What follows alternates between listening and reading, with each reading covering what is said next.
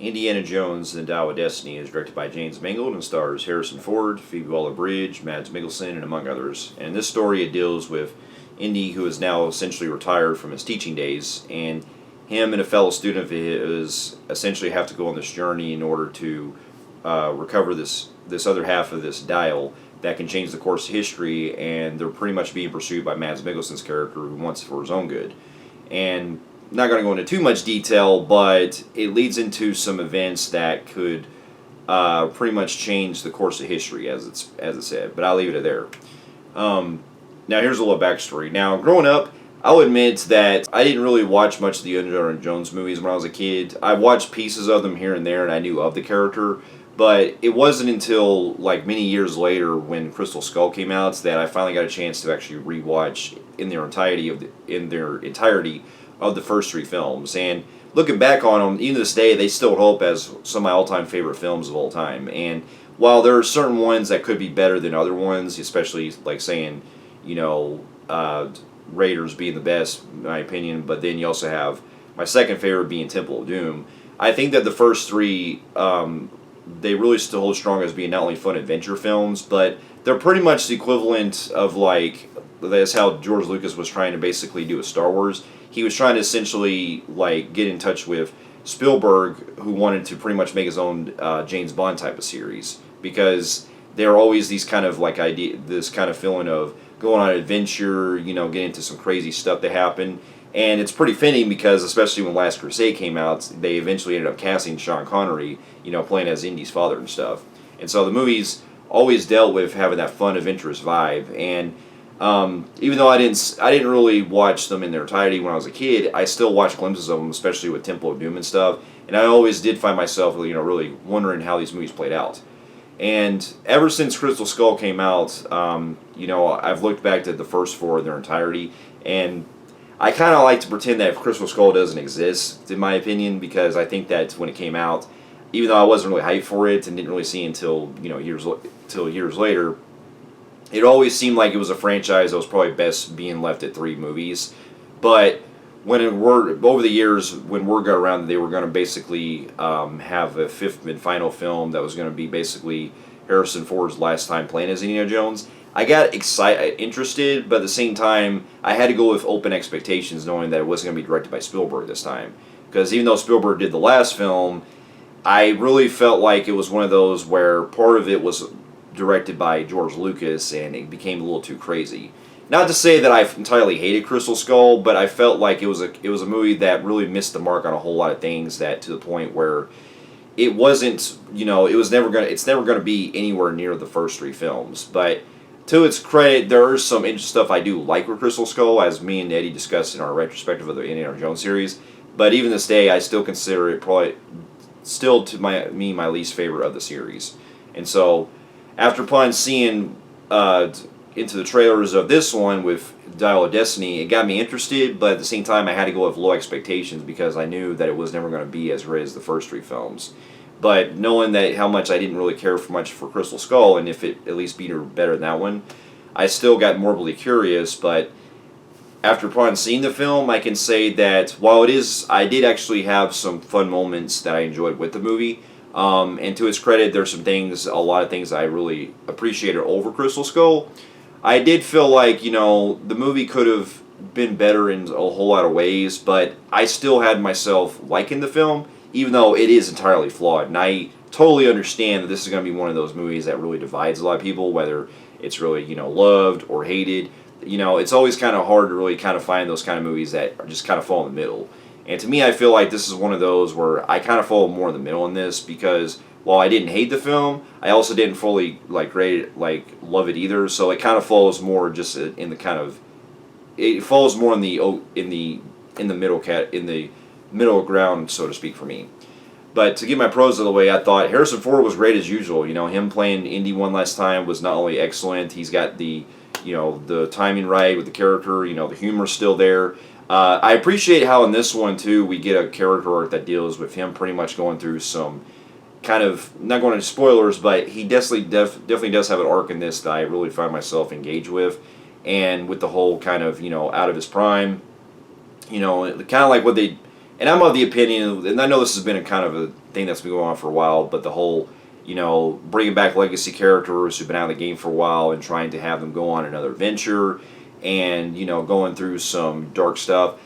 I actually do like that idea, what they do with legacy characters, and I've actually found myself enjoying with other films that did that, especially with some of the Star Wars sequels. So I get that it's not for everybody, but I still like that character trait that they do with Indy this time in this one, because him going through this, not really living the glory days like he used to, and him being kind of recluse, where drinking and stuff and things like that. I still bought into it because there's some stuff into it that, even though they could have explored a little more into, I could understand with them having a whole long time period between the events of 4 and 5 that something like this would happen with Indy. And then also on top of that, I got to really appreciate the way that the movie does have some fun adventure vibe in a couple in some sequences, especially with this sequence that takes place in I forgot where it was, but there's a whole sequence where Indy and the other and two of the other characters, they're going down this road and stuff, and the way that they're kind of avoiding bad guys and things like that in this kind of little tiny car they're in, I thought was having some fun it was a fun sequence. And the biggest one I have the most as far as chase sequences is the beginning of the film, where it's not only really well timed with the way that they are able to kind of make it like classic Indiana Jones, with it being set in World War II, but also with the whole, for the most part, I thought the de-aging really worked great. There are, especially at the beginning when you first see Indy and stuff, there are a couple of shots, especially when he's kind of moving around in certain sequences and all that it really doesn't render properly. And I think that's the problem where you have, where when it comes to de-aging, you want to try to render it to where it's used to its advantage, where it's not, overly saturated. Because if movies, to me, I feel like if movies like The Irishman and some of the other films in the MCU can still use de-aging right, it's really crazy how, they spent so much money on the effects in this, and the budget for this one, that they have certain sequences in this at the beginning in the de-aging where it doesn't always render properly. But for the most part, I still thought it looked good, and just being able to see a young Harrison Ford, I thought was a nice treat. And just the way that it goes into him pretty much taking down some of the Nazis and stuff. It's real. This whole opening 20 minutes opening really showcase a lot of what we expected from Indiana Jones, and the way it also kind of builds up the plot involving Mads Mikkelsen's character. Because at first going into the trailers, I kind of thought that he was basically like a relative or something of the guy that was from. I forgot the villain's name, but the iconic looking character from Raiders who has like the hat and the glasses and stuff. I thought he was basically like something related to that guy because he had a similar look to him. But speaking of Mads Mikkelsen, I still thought he was another great standout that worked the most, where he is intimidating at times, but at the same time he also comes across as very kind of stock in certain regards, because he is a lot of the villains we've seen before. And basically you could argue that he's more or less essentially a reimagining of the character from Raiders as well. And to its credit, though, Mads does the best that he can to work with, and he actually is really good in this, because he can only work so much with a character that's kind of looking for his own motive. And his motive, I still bought of what he was trying to do and stuff. I just wish that he could have been really more, laid out a lot better in terms of writing. Because one of the things that holds the movie back, and I'll get into later, is some of the writing aspects that. Seems like they either didn't have the time to really develop a lot of stuff, or they kind of felt like it was playing it too safe in certain regards. But to get into some of my other pros, I also got to really appreciate the score in this by John Williams was great.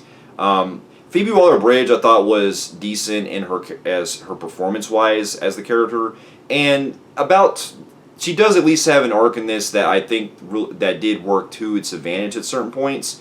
But I'll get into some of my cons of her, because she does have some other areas where she just really lacks in, that I find myself kind of really not really pleased with the way it goes along.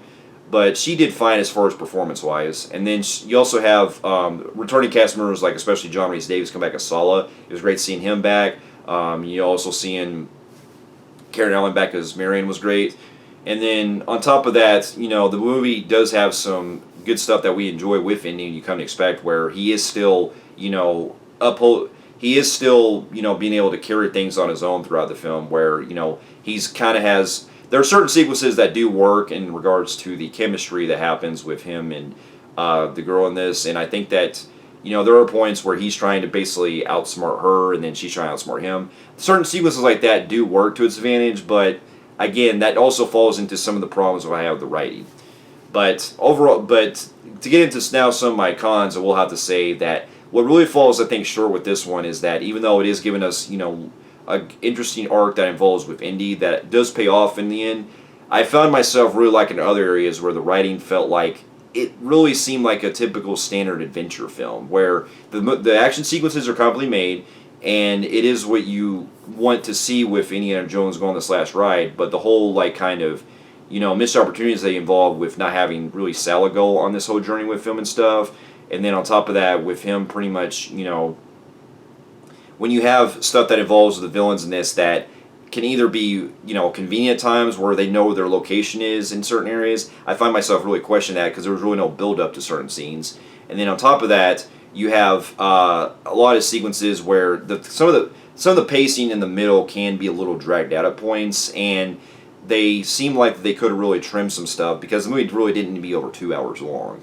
and so that was an issue. And then on top of that, some of the other characters they throw in there, especially like Antonio Banderas and some of these other characters that I won't say who come in, it almost really seems like they probably had either a longer story in mind, or they really just lacked a lot of what they were trying to build up to, because some of these characters they throw in there, they either get really quickly resolved, or they're really not really spent a whole lot of time with. And I think that's really just the kind of thing is that the movie kind of throws everything at the wall and to try to have it stick. But it really seems like you have to have a good balance. If you're going to put in characters in there, you need to have a good payoff in certain regards. And that's what it really does like a lot in that regard, because you're going from one scene to another scene just to get into another vignette, and it's like, okay, why did we spend so much time doing on this character, but then you're going to this, and it's like it really jumbles back and forth on certain scenes like that. So I did have an issue with that. On top of that, there is some pretty noticeable CGI at times that really holds the movie back to where, especially certain action sequences, they look a little off in certain parts. But that didn't throw me off too bad, because the way that I was going with some of the chase sequences, especially with the parts where he's riding the horse and stuff, and then when he's also in this the scene earlier where he's in the city with that little car, that was good. And then also one of the other things that really took out the most is I did kind of also wonder about the logic behind certain things that they bring up in the beginning, that it goes into that becomes a huge plot point. But I did kind of wonder about the longevity behind how it gets resolved in the end. And I can't go into spoilers with that because that's a big reveal. That's a really big thing that they do in the end of it. So that did kind of have me really questioning. And on top of that, there is a certain choice that a character does that I found myself really questioning, why this character would do this, and when it gets toward the end. And plus, there's also this sidekick character that I found myself really wondering, what was even the purpose of this?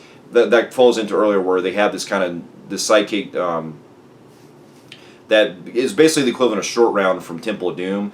And it literally almost has the same backstory too. And I kind of wondered, okay, I understand that they probably couldn't at the time maybe get the actor that played Short Round because he either wasn't available, or he probably wasn't available. He probably wasn't in acting at the time by the time that they were shooting and stuff. But if you're going to make a character like that, that is another missed opportunity that they could have really done for it, and just have basically a more grown-up version of Short Round come in, because this character literally has the same traits as that character does. And also, I didn't really get into much of his camaraderie with the others, because it felt like he was just kind of there at times, and he didn't have the same kind of charm and thing that Short Round had. And he really doesn't contribute much to the plot other than just being part of a plot device toward later. And so that's another issue I had. And another thing, with Phoebe Waller-Bridge's character, I found that in the beginning, especially during about the first 2 acts of the film, it felt like she was just kind of, being a kind of know-it-all smartass who tries to have so much knowledge about archaeology and stuff. And even though we do see her studying, at the beginning of the film in class with Indiana Jones, it does feel like there could have been a lot more things written better for her character to show, her basically being a protege of Indiana Jones, and maybe her they could have done some more teaching moments with her that could have showed more of her flaws. Because it shows that, with her character, it seems like she doesn't really have any kind of progress that really leads up to where it's supposed to be toward the third act. Even though I didn't mind her in the third act because she does have a redemption arc, I felt like in the first part of it, it seemed like she was going. She did kind of have some like smart ass remarks against Indiana Jones that I found really, kind of feeling a little cringe at times. But thankfully, it wasn't too much because as the movies went along, they didn't focus too much on that. And there are moments, like I said earlier, where Indy does kind of, ups where Indy teaches her certain things that he knows, and they take advantage of him still using his smarts and stuff on how to outwit situations and solve puzzles and stuff like that come into play. There's more I can go into detail, but that's basically the gist of it, to where certain aspects with the plot could work if it was done a lot better to its regard. But I also still find myself enjoying it, especially toward the end when it gets into some emotional territory that I did find myself a lot more better liking than compared to Crystal Skull. But at the same time, I still have similar issues with Crystal Skull in certain aspects that hold it back from being great. And I knew going into that it was never going to be as great as the first three films. But with that being said, there is some still fun to be had with the film, even though I just wish that it could have been a whole lot better with. And so with that, I'm going to give the movie a average Joe on the Film Freaks meter. And so, for those of you who have also seen Indiana Jones and the Dial of Destiny, and also the other films, let me know in the comments below what you thought about it. And thank you so much for watching, and I'll see you in my next review. I'll see you later.